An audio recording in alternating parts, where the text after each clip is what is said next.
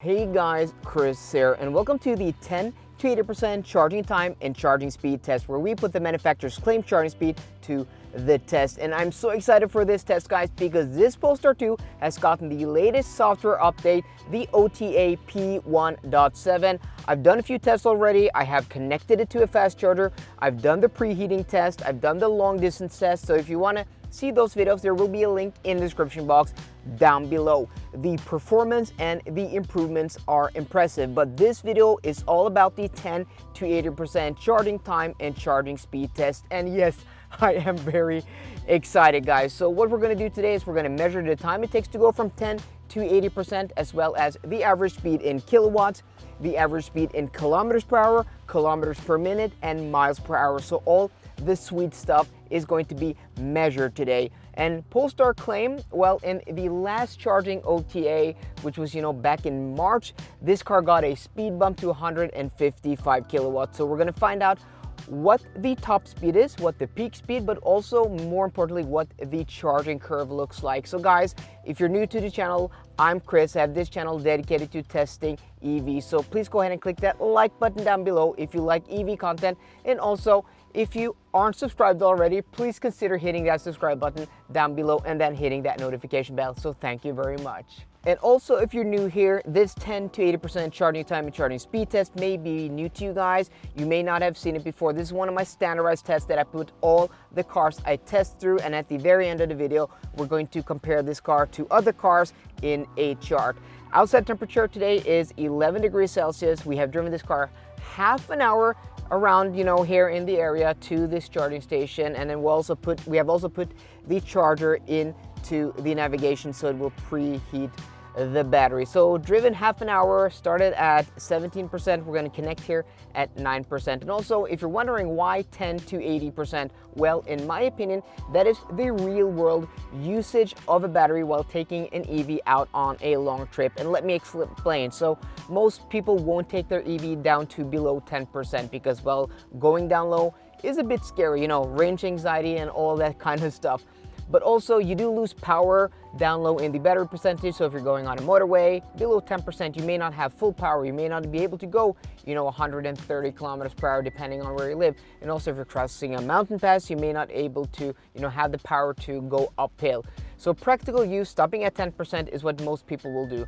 But also on the other end of the scale, the battery usually charges very slow depending on which EV, but most EVs, this is rule of thumb, charge slow above 80%. So that's your usable range. That's 70% of battery between 10 and 80%. So that's why we're doing this test 10 to 80%, and that's why this is the standard of this test. So guys, I'm gonna connect to the charger here, as I said, at 9% stated charge. I'm gonna overlay, the actual charging session so you guys can see that sped up. And then after that, we're gonna go through the charging curve, all the data, all the number, and all the good stuff. And to see how much this has improved from the last software update. And that's what I'm really excited about, guys.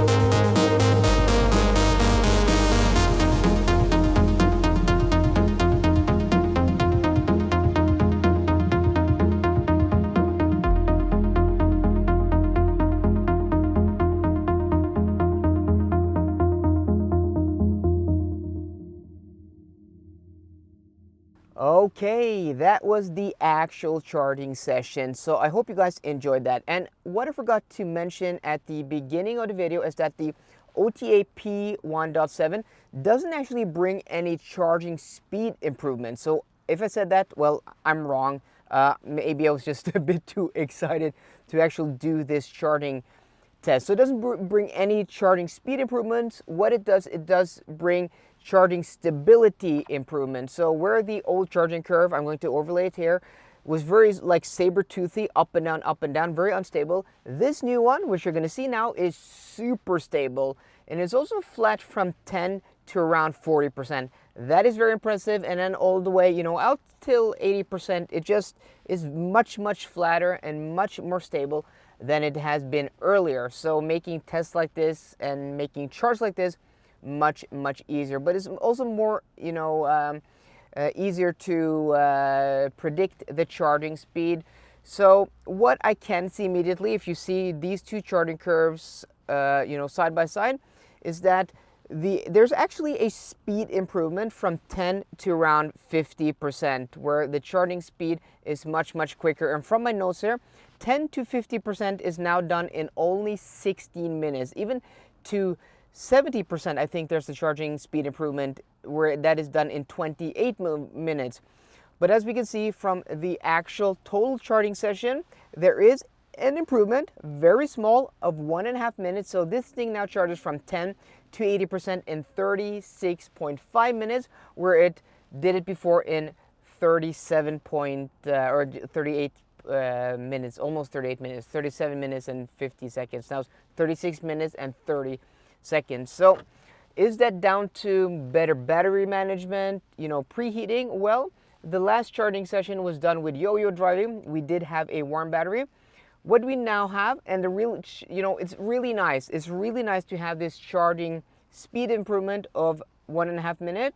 And as I said, from like 10 to 40, 50%, it is really improved, where you really get that speed down low in the battery percentage. So this is much more similar now to something like a Tesla Model 3, where it makes much more sense to do shorting charging sessions, because going to 80% is still going to take a long time. So I wouldn't recommend driving this car that way, even though in the previous video, when I went to Bergen, I did that, but I was on a trip. I wasn't doing a race.